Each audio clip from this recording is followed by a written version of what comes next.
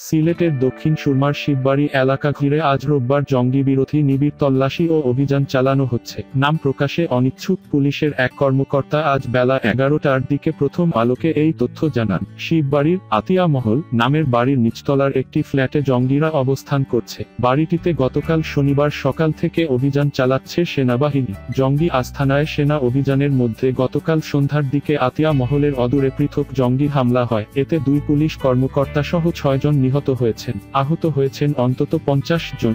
গতকালের ওই হামলার পর আতিয়া মহল থেকে প্রায় 1.25 কিলোমিটার দূরে ঢাকা সিলেট মহাসড়কের হুমায়ুন রশিদ চত্বরে ব্যারিকেড দিয়েছে পুলিশ। হুমায়ুন রশিদ চত্বর দিয়ে ঢাকা ফেঞ্চুগঞ্জ সড়ক ধরে এগোলে শিববাড়ি এলাকা। এই শিববাড়িতে আতিয়া মহল অবস্থিত। পুলিশি ব্যারিকেডের কারণে গণমাধ্যম কর্মী সহ কেউ শিববাড়ির দিকে যেতে পারছেন না। নাম প্রকাশে অনিচ্ছুক পুলিশের ওই কর্মকর্তা প্রথম আলোকে বলেন, আতিয়া মহল তার আশপাশের এলাকা সহ শিববাড়ি ঘিরে নিবিড় তল্লাশি ও অভিযান চালানো হচ্ছে।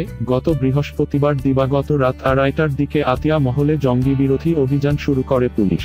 পুলিশের পর গতকাল সকালে অভিযানের নেতৃত্ব নেয় সেনাবাহিনী।